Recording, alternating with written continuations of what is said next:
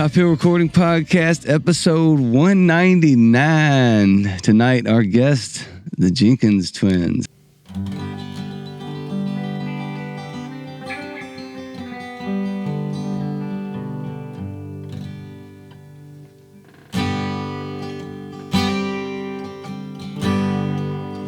Don't go away. Don't leave me like this. Thought I was a man. Now I'm just a mess. Maybe someday we will meet again, but it looks like we'll stay strangers till then. I put you under my wing. In the sky we did soar, but you got out of sight and left me so sore. Don't go away. Don't leave me like this. Thought I was a man. Now I'm just a mess. Maybe someday we will meet again, but it looks like we'll stay strangers till then.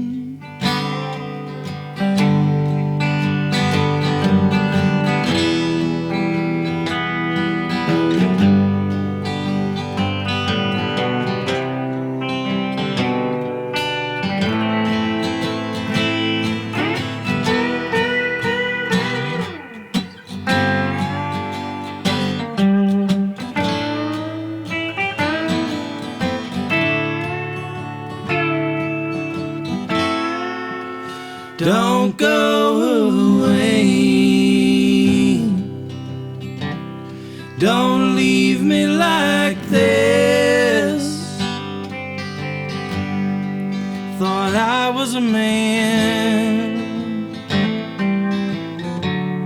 Now I'm just a mess.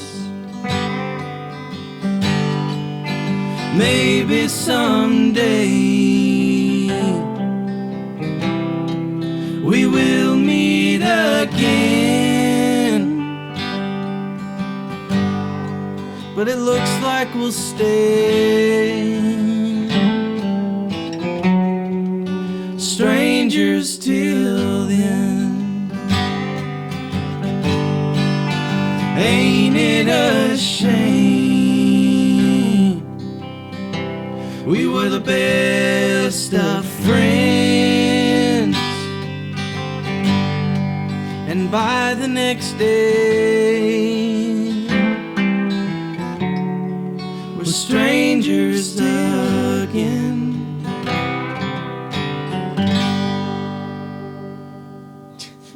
Dude. Oh my God.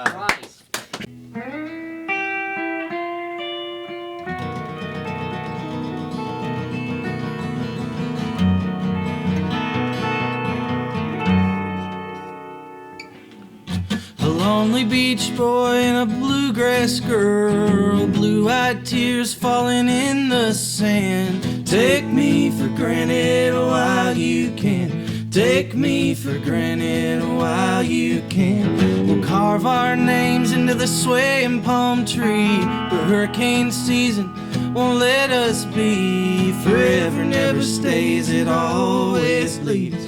Forever never stays, it always leaves. You can lay it all on me. We can bury it in the sand. Summer's almost gone, I think she's leaving soon. Summer's almost gone, I don't know what to do, but it feels good to win, and I sure hate to lose. I'm better off with beginnings, I always end up with the blues.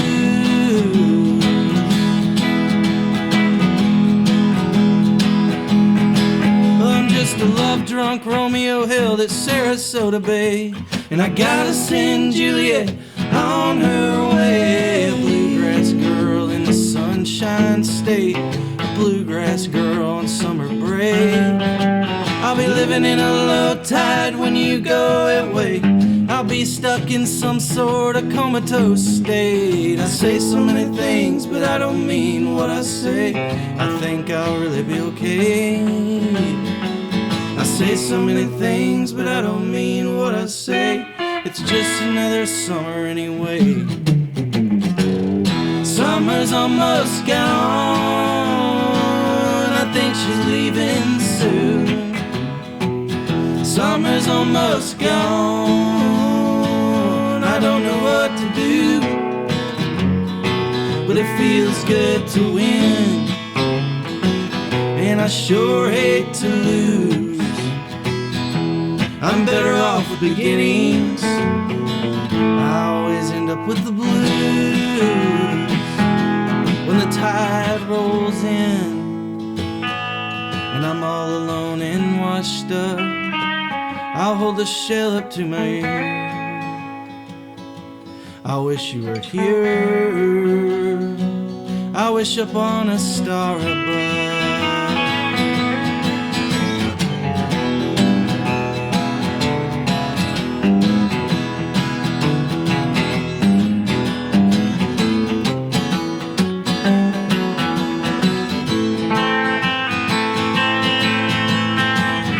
Summer's almost gone, I think she's leaving soon. Summer's almost gone, I don't know what to do, but it feels good to win every now and then. I'm better off with beginnings, I'll save the blues for the end. I'm better off with beginnings, I'll save the blues for the end.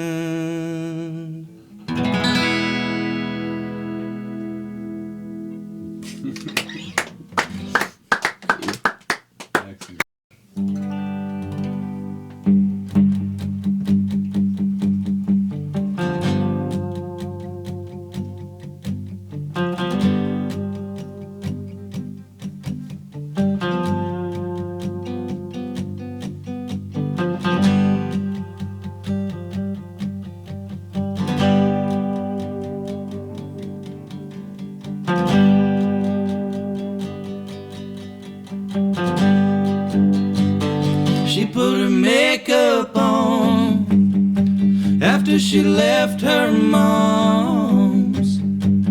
She pulled up with her half moons on.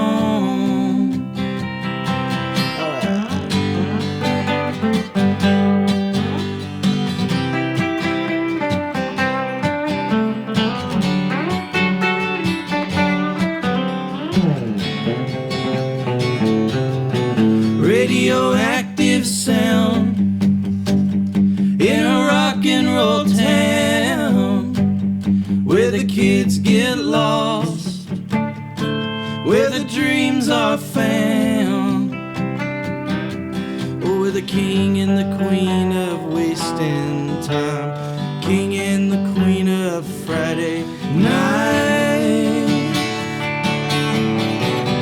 Everything looks better in the moonlight through the lens of a dreamer's eye.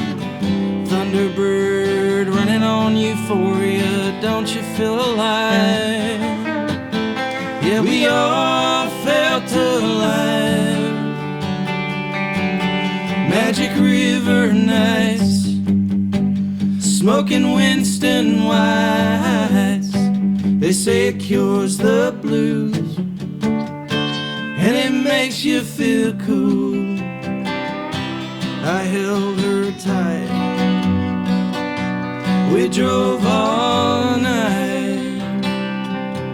We got flame under feet and the town standing still, working on a dream, let's make it real. Everything looks better in the moonlight, through the lens of a dreamer's eye.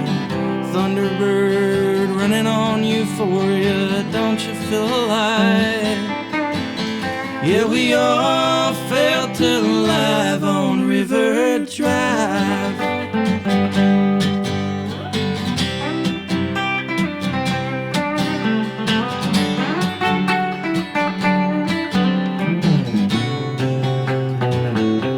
I don't know why, but I shot for the moon.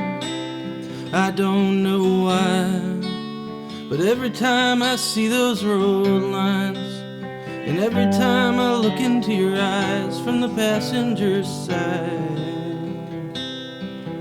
I find I landed on the bullseye.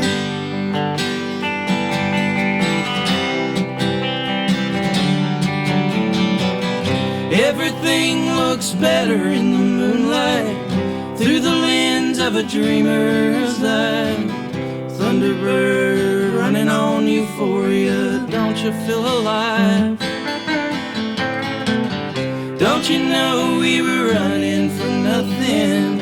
We were 18 and high on life, talking about getting lost in the real world. Baby, don't you cry. Yeah, something felt right for the very first time on River Drive.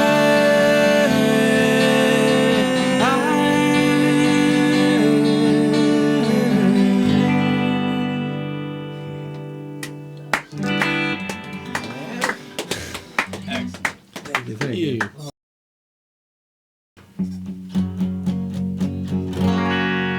I woke in the dark with a screaming heart. 4 a.m. rests on the alarm clock. I tell myself all the doors are locked. The sea is rocking my brainwaves now. I try to call you but the phone line's down. I think I see you in the stars above. Ring, ring, ring, bye-bye love. Is this a dream? Something bigger than you and me. I wanna love you lucidly. I saw your face so beautifully warm. I could have sworn I heard your voice.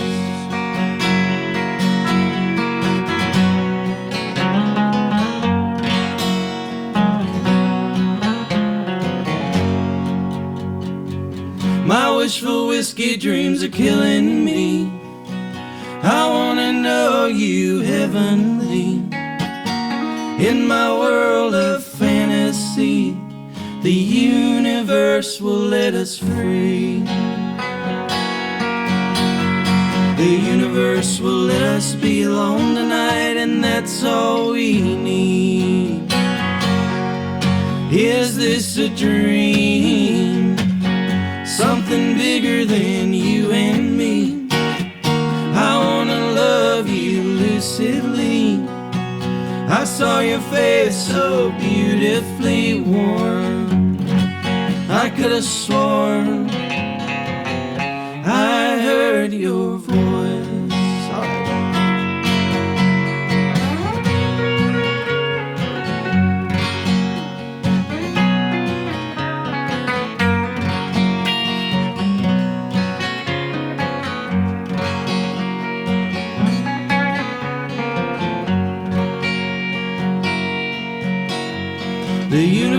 will let us be alone tonight, and that's all we need.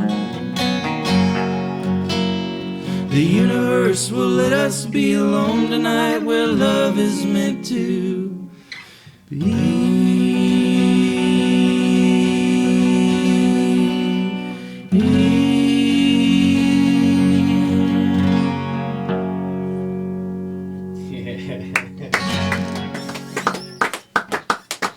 How's it going, guys?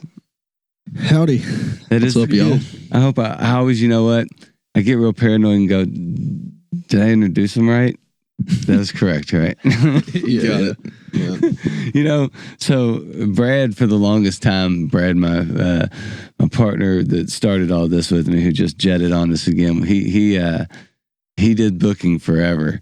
So I always came in blind. Even tonight, you know, when it was one of those things that I was sent a calendar invite, and you know, you end up here, so you're never quite sure who it's going to be, who you're going to meet. But dude, both fellas, what a pleasure that was to sit and listen to you guys play some tunes. That was amazing, absolutely amazing. So Appreciate thanks it, for man. coming in, killing it for us. Thanks for having us, you. man. Yeah. So, well, thanks for coming. Number one. And I tell you what, if you could, we'll start with first time guests. First, introduce yourself. And then once you do that, if you could take us back to your first memories of music and why you knew it was going to be something that you just had to do. Okay, so I'm Trevor Jenkins. I'm Trent Jenkins. We're real twins. Real twins, not fake Real twins. Not fake. About 3 minutes apart. Yeah, he's 3 minutes older. He's got me on that one. But yeah, I think we grew up.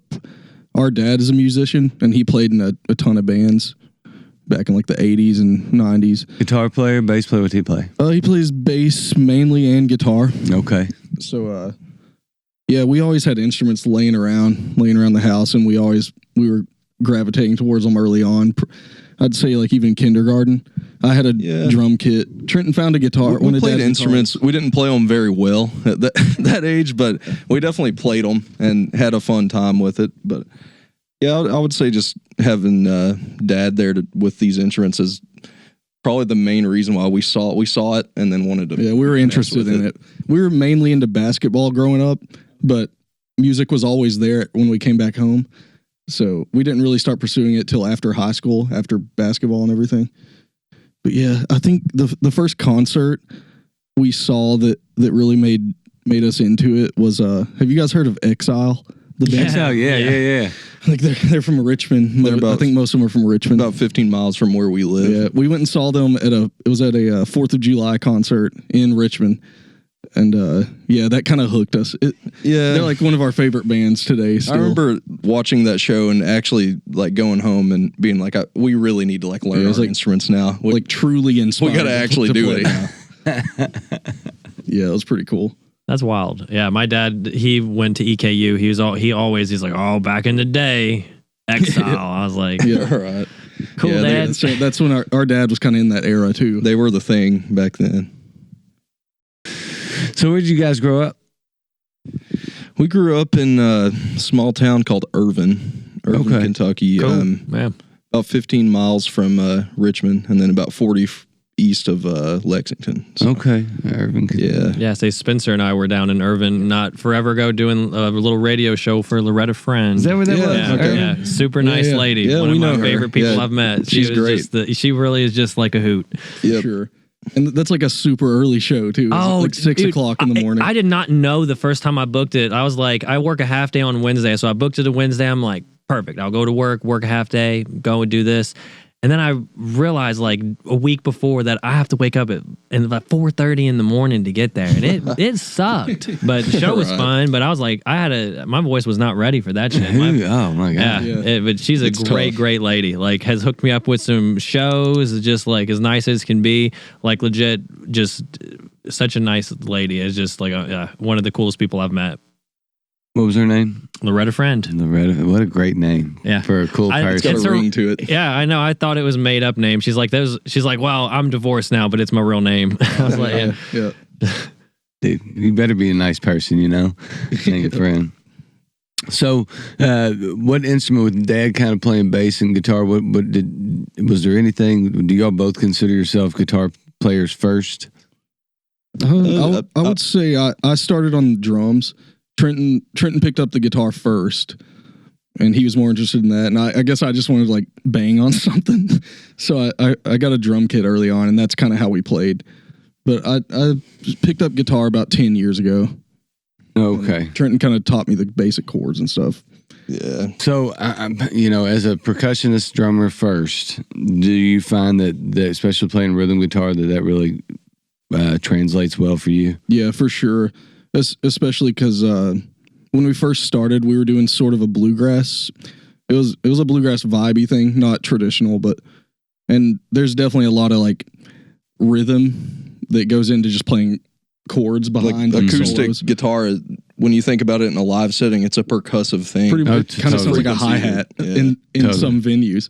So yeah, it translates over, and I'm glad I started early on the drums just to give me a feel for rhythm. Yeah, I'm playing a lot of rhythm behind Trenton's solos. So Yeah, you are. You have a great rhythm, so you can. I feel like definitely translates over. And you're a great picker too, man. Like, yeah, you all just together. What a cool thing! Like, just as a duo. I know you all mentioned you do play with the full band too. So I got to catch that because just the two of you was dope as shit. So I'd love to hear the full band. Thank you. Yeah. We it's always like a treat getting to play with a band, and I'm sure you know it. Being in a band, it's tough to get all the guys together and be there and like rehearse and do all that fun stuff. But when you do get it together and you get a good show lined up, it's totally worth it. Just I almost think it's impossible. Like you can get, I think it's nearly impossible. You can get 75, 80% of the band there, but can you really get everybody there? Right. And sometimes when you have everybody there, one of them's like, "Are you even here?" Sometimes that's me.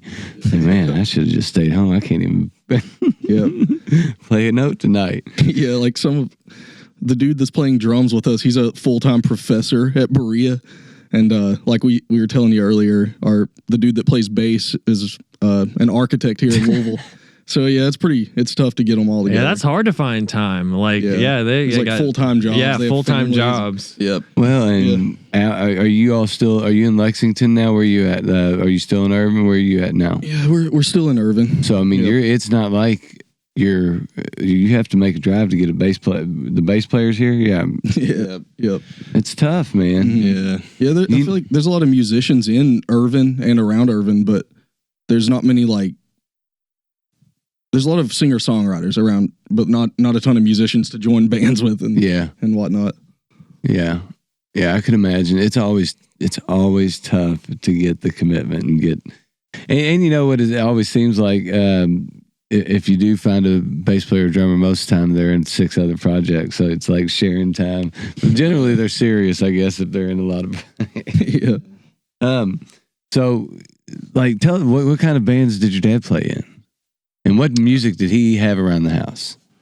So I guess he played in a few different bands when he was in high school, and this would have been the late 70s. But once he graduated high school, I think he joined a band called Silver Dollar Band, and they were sort of doing like the country bar route where you play like 4-hour gigs and just kind of a lot of covers, I guess, a few originals here and there. But they kind of made a name for themselves back then, and they were doing some pretty big things. But it was like, I think it was pulling a lot from like Alabama, doing like a lot of 3-part harmony and this sort of the twangy guitar tones and upbeat vibe. But that was like, I guess, what he played. And then growing up, I remember Dad always listened to like gospel, like a lot of gospel music and bluegrass music, a lot of 90s. I mean, I feel like classic rock and CCR. There's so much in it. A lot of stuff with big vocals. Yeah. I think that was a main thing. He always liked harmony. Mm-hmm. So like we would, when we were first learning how to sing, we would like sit, like say we were going on a road trip or something, just kind of work out 3 parts and just try to get it down. I think the first song we ever tried to sing 3-part harmony on was Boys of Summer by Don Henley. No it was playing on the radio, and Dad was like, "All right, you sing this low part, He's like, Trenton, sing the high part there. So that's like when we were trying to learn it. That was probably in like middle school or something like that.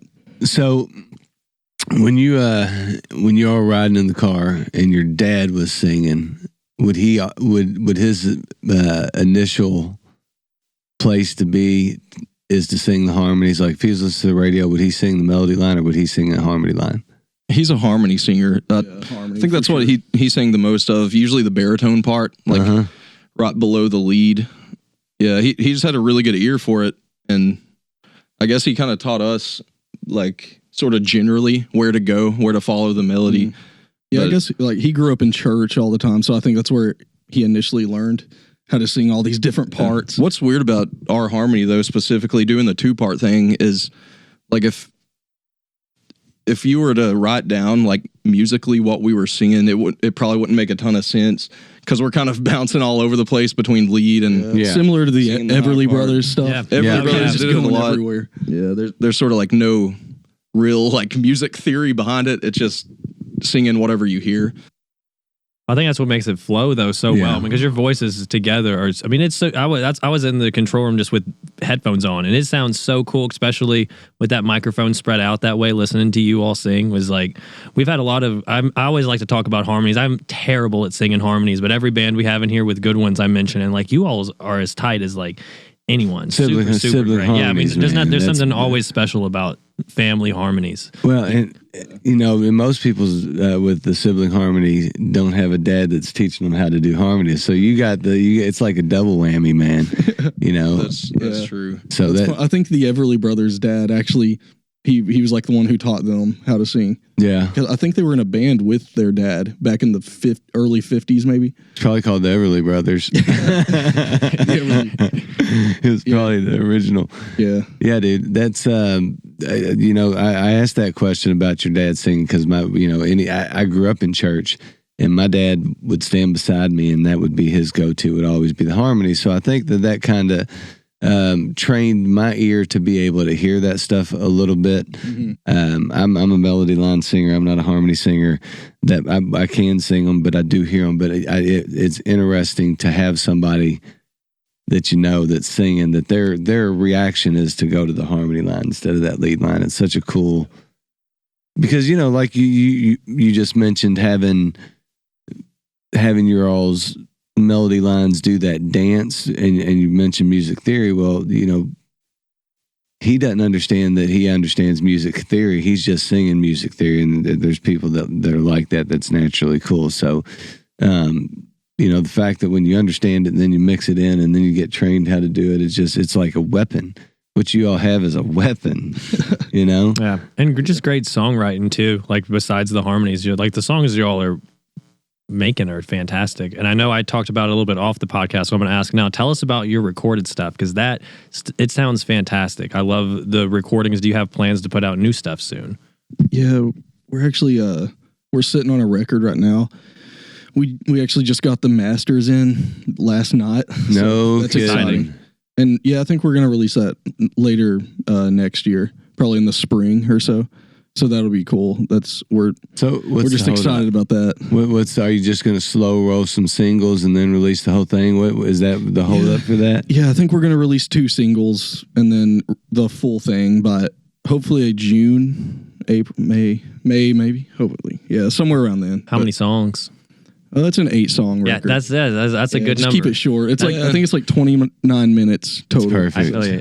I'm doing my first album, and everyone's like, "You need 10 songs." I'm like, "I can't afford 10 songs. I'm Right. doing 8 songs." Yeah.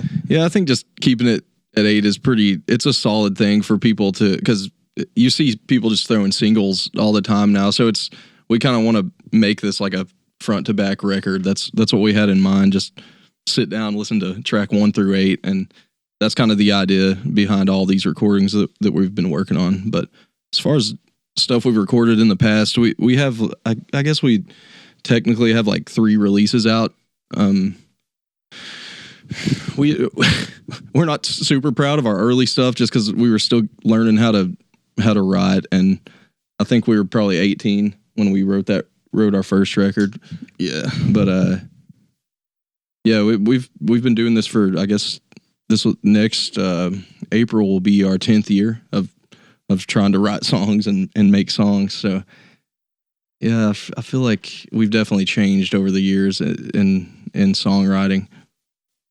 Yeah, but there's always an evolution. You know, you always look back at those old songs and wonder if it was too early, if you were too green, or if you should have just, you know, not released them. But there's a charm to old records, and I'm sure some people that are super worldwide famous look at their first record and think it's dog shit, and it's really the record that propelled their career. It's the record that everybody identifies with because they were where they were struggling and identifiable and relatable because of the verbiage wasn't over people's heads, you know. I mean, so there is a charm to it, and the fact that, you know, just listening to, I've got to learn, every time I say, you know, punch me in my face. All right. Every time I say it. All right. Thank you. There's a charm to that growth. And then hearing what you guys did tonight, I mean, it's just, like Earl said, the songwriting is ridiculous, but the harmonies, and it just makes you lean in. That's the whole thing. Yeah, I mean, all of it together, like, it's like a perfect storm of fucking cool. Like, it's just, it's really cool, man. I love your all sound. I love, like I've mentioned the harmonies, but the songs are great. The way you all play together, like, you can just tell that you're brothers. Like, it's really cool. It's really special. I think it definitely helps us lean into something, you know, like, we're brothers, we sing together. Like, that's like our thing. It's like we found our niche. So we're just going to try to keep getting better at singing and write better and better songs. Mm-hmm. So what does the writing process look like for you two? I mean, with the, you know,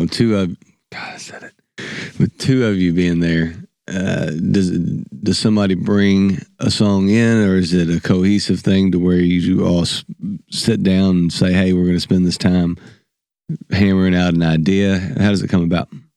Yeah, so like, I think we both come up with ideas on our own, and then we write them down on notes and whatnot, and then one of us will have a vibe for a song, but we'll always bring it to where we're both kind of deciding on the end, like how to bring it all together.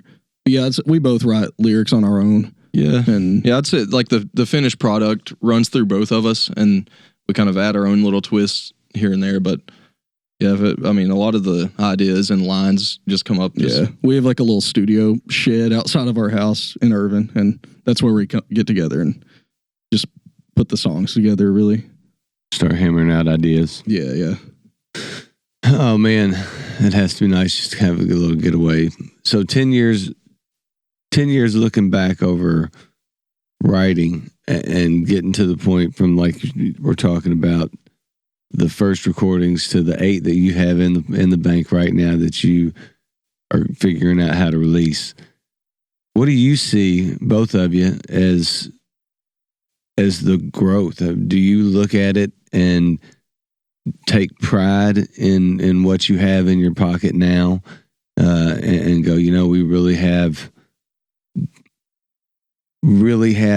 dedicated our thought and our minds and working out this stuff to get to this point? Do you look back and just take pride in it, or where are you at? Do you feel like there's too much to look forward to think about? I mean, it's a kind of a big question, but 10 years is 10 years. There's a lot there. Yeah, totally. Yeah, it's a long time to think about each year, and it's kind of like our material now, I feel like it's so much more mature than what we were doing. Yeah, when we've been through so many phases these past 10 years, like just trying to figure out what we want to do. And yeah, I mean, I think we're on it now. We've finally figured out this system on how our songs work best. Just trying when we get together. Yeah, figure out our sound and maximize on that and do the best we can. I mean, I think we're going to be like sort of a working songwriting band, I would say, for the rest of our career. If we were going to be a blow up act, it probably would have happened already, but it's like we're just working away at it, and we're just trying to make a living at it here. Yeah. You know, that's a really nice way to look at it. Not feeling like you have to catch fire to be successful. You are still young enough to understand. Well, I guess some people that are, your age wouldn't understand that, but to be young enough to understand, look, it's going to take work. It's still work. Music is work. And if you aren't willing to put in the time and put in the effort and make the phone calls and knock on the doors and do those things, and it ain't going to work. Exactly. You have to. Yeah, we've sent a lot of emails, thousands of emails. Yeah, and I think that's really where it is. Like, it sounds so cliche, but like we've been doing it for 10 years, and it's not like we have a ton to show for it. But the only advice I could probably give is just like send the email and just go ahead and do it, and just send it. You may as well, because we've gotten lucky so many times, and then that adds on, like, it can be a stepping stone. So I say that all the time. People will be like, "Oh, I see you're playing out a lot." I go, "I play as often as people reply." Exactly. That's as often as I play. Yeah, no one likes sending emails, but I feel like if you just send them, you'll get some stuff will trickle in, and sometimes it takes a while. I got an email the other day for a pretty cool show that I reached out like 6 months ago, and they were kind of like, "We'll hit you up," and then they did. So yeah. Like, you never know who will respond. Yeah. But yeah, definitely shoot for the stuff. Shoot for the big dog. I've sent some emails like that I should never have sent. Same here. Just like crazy ones to people and places. I'm just like, hey, just thought I would throw this out there. Hey, Ryman Auditorium, do you want Earl Bowman tonight? You can have him for cheap. Work for free. Oh shit, we'll play for free. Who wouldn't? Yeah, man. So, do y'all have plans for this release, or do y'all kind of piggyback and hopefully throwing some shows together this summer to piggyback this release? Yeah, I think we have a plan right now. It's not really like sort of it's not really detailed out right now, I don't think, but yeah, we're probably I think we're gonna do like 2 singles, I believe, and then we're gonna do like promotional videos for each of them. That's sort of a thing. Yeah, we have a few music videos lined up. Yeah, the whole thing. I think this record, we're looking forward to it because we're gonna be able to push it the way we want to, and we're working with some people that we trust now, and we won't have to release it independently like we have everything else. So yeah, it's going to be like our dream of how we've always wanted to release an album. Cool. Yeah, we haven't signed any contracts yet, but we have some things in the works. Hopefully, the best part that we can announce pretty soon. Cool. That'd be interesting to hear. Now you got me intrigued. Definitely want to hear. So, when I was listening to the recordings. And not almost as much here, but not as much with the just you guys playing. I was like, man, there's like this Roy Orbison meets Dwight Yoakam meets who knows vibe coming from what you guys are doing. And then in this room, I don't think it sounded like that at all. It was kind of totally interesting to hear the difference.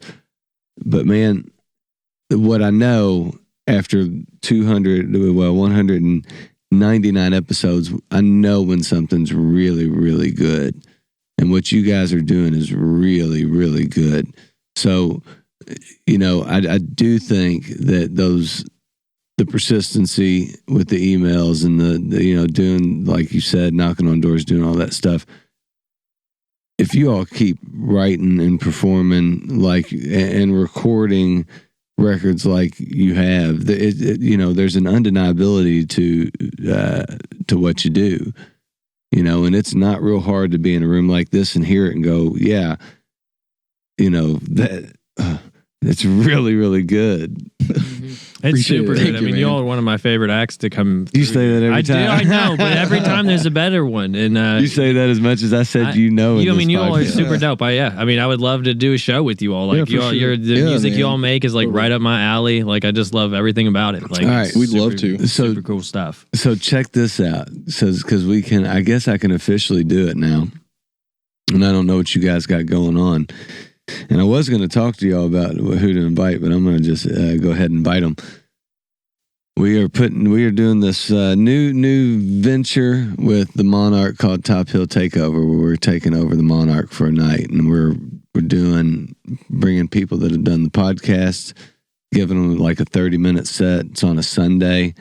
You guys, if you all would like to do the first night, we're doing it the 28th of January is our kickoff event. I don't know if you're busy or not, but even if it's just you two, cool. Yeah, doesn't have to be full band. Seems like a really cool venue. I actually came across that on Facebook the other day. It's the best venue that you'll ever play. Kind of like a listening room vibe. It's a listening room. People, it's donation based. People pay really well to go in there. Like it's dopest spot in town, especially if you're just like, if you want duo stuff would be awesome. Yeah, awesome. Cool. Yeah. I would suggest it be you guys. Yeah, it would be cool. Really cool. That'd be awesome. Yeah, we'll check. I think we'll check our schedule and get with you. I'm pretty sure we're free. Yeah, it'll probably be, and we're gonna have we'll probably have 4 groups total. You guys, and then so you'll be able to meet some other people. Hopefully, most of the audience is musicians. That would be pretty cool if some of our friends showed up and made it more as much of a networking opportunity just to meet each other on the, because Sunday nights are generally a night that people don't play. Same deal with, that's why we do this on Monday. Mondays are pretty free for the people that do the out of town stuff or are swinging back home and can stop through. So, yeah, I mean, look at your schedule. That'd be pretty cool. I think you guys all would kill the Monarch. Yeah, you all would. They would love you all. Big time. Yeah. So that'd be awesome. We'd love to. Well, check it out, man. All right, sweet. I was going to ask, I was actually going to send all the guys in text and say, who do we think that we're going to get? But yeah, that'd be killer. That'd be killer. Yeah, so y'all are the first invitees, so you can't turn me down. No pressure. We'll be awesome. All right, sweet. So 199 episodes, man. That's crazy. I've said fuck on this show so many times. Like that's why I like doing Loretta Friends show. I have to be careful because I did it really recently, and I've been doing this, and I just sometimes will just say shit, and so on there I'm like, I got to be real fucking careful. And the break she'll like say crazy shit, and so then it's like hard to get back into serious mode. Gotta adapt back into it. It's like live radio. Yeah, there's no delay, no beat button, probably no dump button. Holy hell! Oh my god! So you know what we haven't done in a while? Weston's cool. Yeah, Questions, dude, let's go. Yeah, I'll ask y'all. There's 3 questions that we ask basically every guest, and we'll start. We'll just go left to right, my left, and start with you, Trevor. What is a non-music thing that we should know about you? It can be just I know this is everyone's fucking least favorite question, like interesting fun fact, but just tell us something about you that is interesting that you think people would like to know. Yeah, that's kind of tough. Where literally our lives are music. We don't know anything else. Can't do anything. I guess maybe we grew up playing basketball, and that's kind of a thing most people don't know. What positions you play? I played like shooting guard. He played small forward. Cool. I got the 2 and the 3, man. That was our yep. Y'all playing Irvine High School? Estill County High. Estill? Yep. Estill County. Yeah. No kidding. Yep. Estill County, man. It's a pretty good fact. What was the mascot? The Engineers. It's a train town. That's awesome. Was your team good? We were pretty We had good. some pretty good Our seasons. junior and senior year. Well, that's the pretty most solid. important years. Yeah. I mean, Nobody wanted to stand on the tracks over the front of the Engineers, man. They run over you. That's Just awesome. look out. So the best favorite, and this is for each of you, favorite high school basketball moment. Ooh.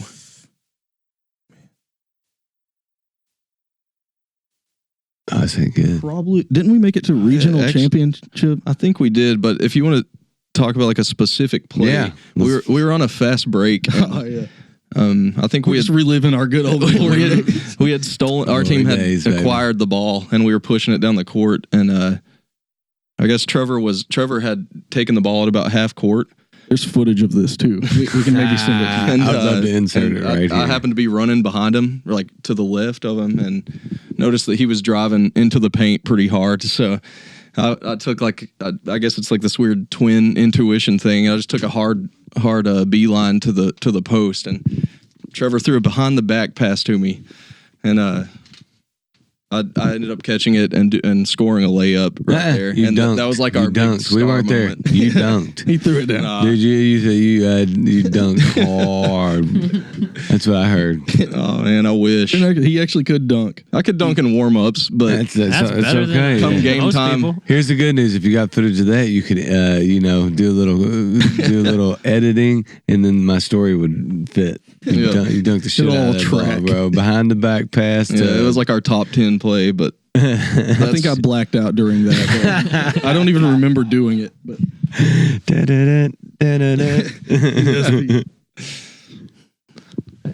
We'll accept that answer. I think it's a fun fact. That's a pretty fun fact, and I think the fact that you could dunk a basketball at all is a fact is more than a lot of.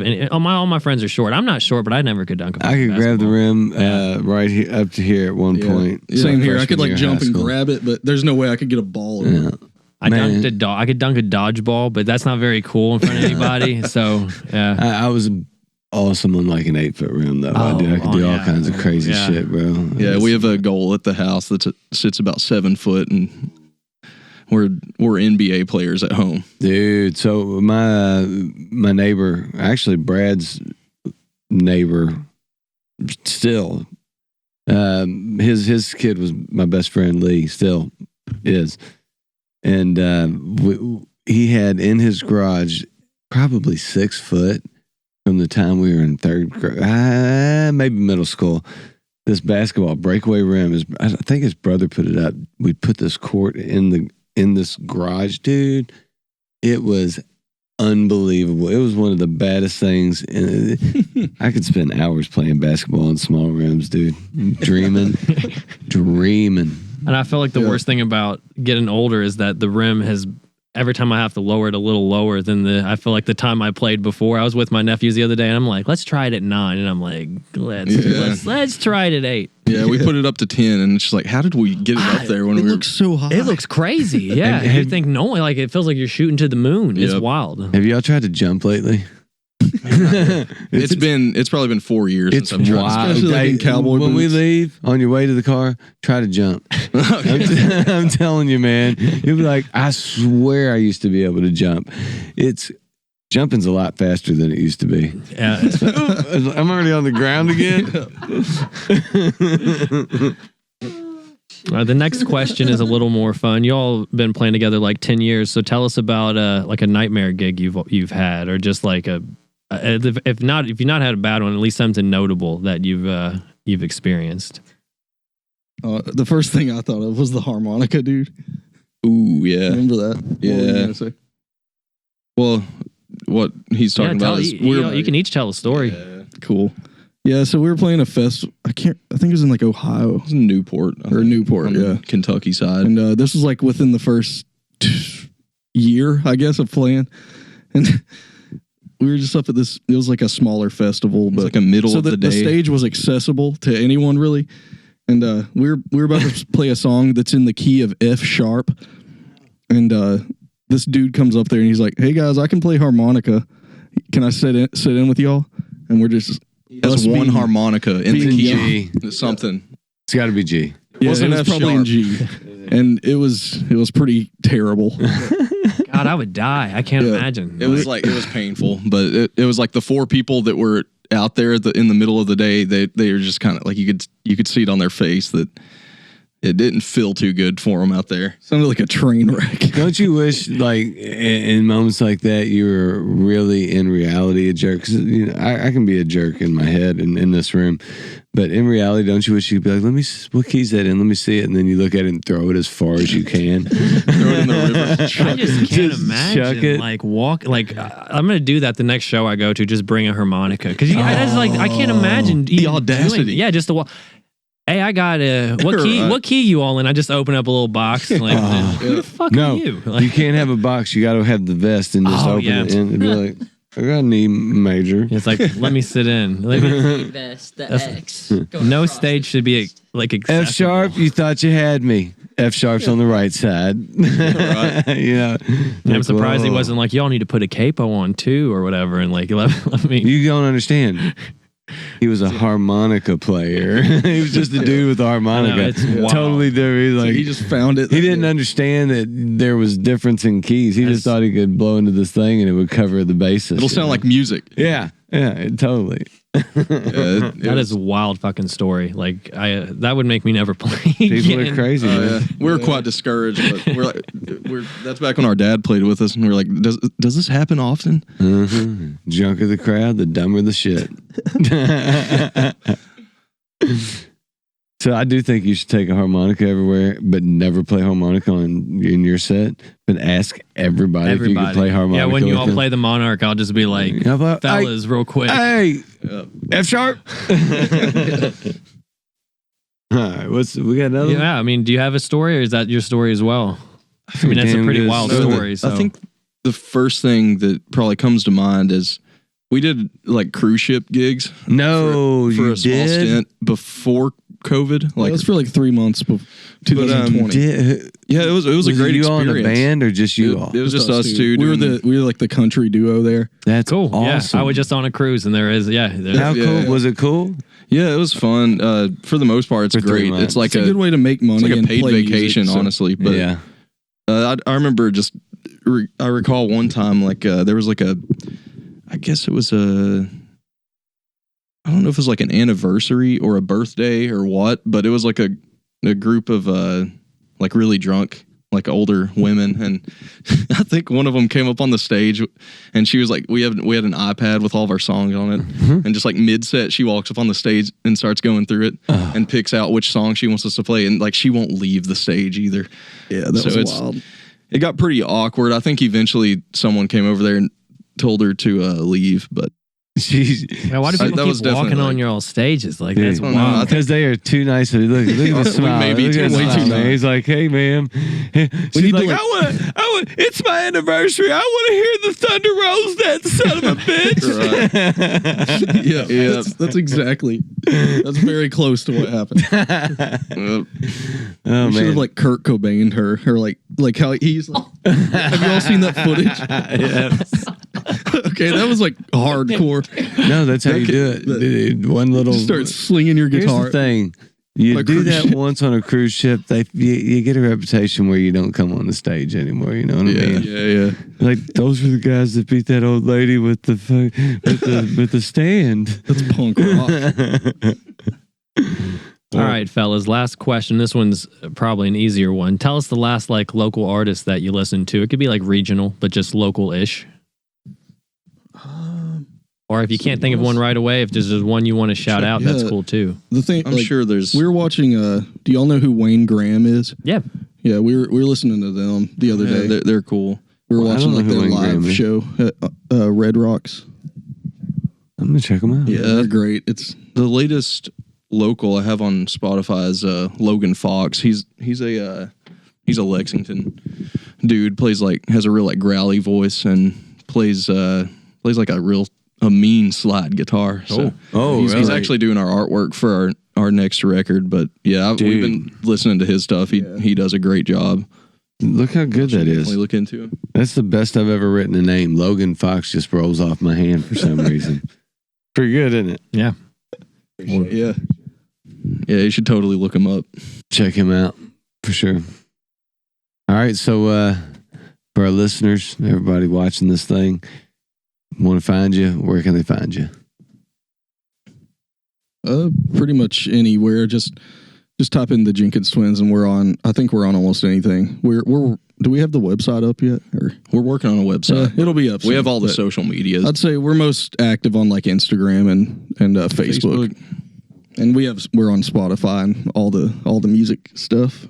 Yeah, I'd say follow on Spotify and be looking for the new music. Yeah, totally. Yeah, for sure. Right on. Yeah. It was good to meet you, fellas. Stoked for the album. Yeah, Likewise, guys. Yeah, we appreciate you guys having us. Hey, thank you guys. We'll do it again. Let's do it. All right. Appreciate you.